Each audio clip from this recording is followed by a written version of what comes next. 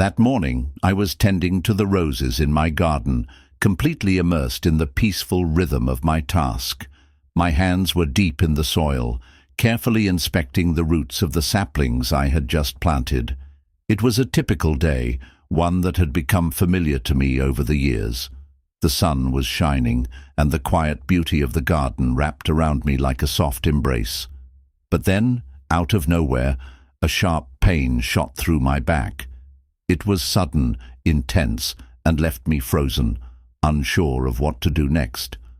My step-nephew, Taylor, happened to be there by pure coincidence, and I didn't know it yet, but he would be the one to change everything. For as long as I could remember, my garden had been my sanctuary. After losing my husband Grant, my days had felt heavy, weighed down by grief and solitude. But the garden, it was my escape, my place of healing. It was where I could find peace again, even if just for a few moments. But that day, as I was kneeling among the flowers, something felt different. At 67, people often asked me how I managed to look so youthful. They always seemed surprised by how energetic I appeared, given my age. But the truth? There was no secret, just a simple routine of healthy eating, staying active, and a quiet determination to never lose the spark of the young woman inside me. Still, no matter how much I tried to fill the silence, loneliness had crept deep into my heart. Yes, my appearance might still catch eyes, but within me there was an emptiness I couldn't shake. As I bent to adjust one of the saplings, the sharp pain in my back made me drop everything I was holding. I squeezed my eyes shut, trying to breathe through it, but it only got worse. The pain spread from my shoulders down my spine, leaving me completely frozen. "Nora, are you okay?" I heard Taylor's voice calling out to me. He sounded so concerned, his voice cutting through the pain. Taylor, 22 years old with a broad and muscular build, had always been the kind of guy who seemed to have it all. His blonde hair glimmered in the sunlight, and his intense blue eyes were fixed on me, a look of genuine concern on his face. He had this natural charm, effortless, the kind that could catch anyone's attention without him even realizing it. And now, his focus was entirely on helping me. I could barely manage to speak, but I pointed to my back, struggling to explain, "Something's wrong. I can't move." I've had my share of hardships, but that moment felt like a turning point. The pain was overwhelming, and I was more vulnerable than I had been in a long time. It was a sensation I didn't know how to handle, but Taylor was there, his hands big and strong on my shoulders, ready to help. "Let me help you," he said gently, lowering himself beside me. His touch was unexpected. It wasn't just physical relief I felt, but something deeper, a warmth that went beyond easing my back pain. Taylor's touch stirred something inside me, something I hadn't felt in years. "I can give you a massage," he said. "It usually helps."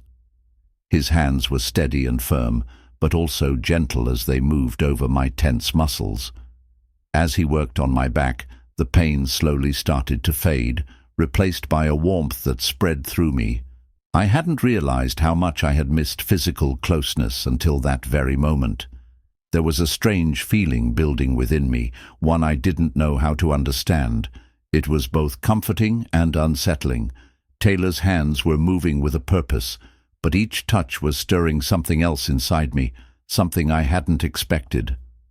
"You need to rest," he said after a while, his voice sounding serious. "This is bad. We need to get you inside. The warmth from the fireplace will help. Let me grab some cream, too." The pain was too much to bear, and I knew he was right. I let him help me to my feet, his strong hand supporting me. There was an unexpected comfort in his closeness, in the way he took charge. It had been so long since I had felt this kind of care. As we entered the house, the warmth of the fireplace welcomed us. The crackling flames filled the room, casting a soft golden glow. The heat seemed to ease the tension in my body, and I felt my muscles relax, even before Taylor had begun to work on me again. He quickly spread a blanket on the floor and helped me lie down. "You need to stretch out your back," he said, his voice calm but insistent. "This will help." I closed my eyes for a moment, listening to the soothing sounds of the fire. I hadn't realized how much I had been craving the simple comfort of being cared for. It was a feeling I had almost forgotten. Taylor spread the cream between his hands, warming it before he gently began massaging my shoulders. His touch was slow, deliberate. With each movement, my muscles loosened, but I couldn't shake the sensation that there was something deeper at play. Every time his hands moved, it wasn't just the physical tension that was easing, it was something else entirely. His words echoed in my mind. "You need more than just the garden, Nora. You need someone." And in that moment, his touch wasn't just about easing my pain. It was about something I couldn't name. His closeness felt reassuring, yet there was a rising tension I couldn't ignore. I hadn't felt this alive in years, and it was both thrilling and terrifying. "Relax," Taylor murmured, his voice softer now. "You'll feel better." But with every touch, the quiet tension grew. I knew I was in a fragile place emotionally, and the intimacy of the moment wasn't helping. There were boundaries, and I knew I had to keep them. But my heart was racing, and a part of me didn't want the moment to end. In the heat of the fire, time seemed to stretch and blur. The room felt charged with something unspoken, something that was beginning to settle between us. As the night went on, I could feel the pull of something I couldn't resist. By the time we were sitting on the couch, the air between us was thick with anticipation. The crackling fire seemed to mimic the pounding of my heart. I couldn't explain what was happening, but it felt like the world had stopped. Taylor's presence was undeniable, and his gaze, full of intent, seemed to reach deeper than I had ever imagined. The closeness between us felt like a slow-burning fire, both comforting and consuming. When our eyes met, I saw something shift in him. He reached for my hand, his fingers brushing mine, sending a jolt of electricity through me. There was no denying it. Something was changing, and neither of us could pretend it wasn't.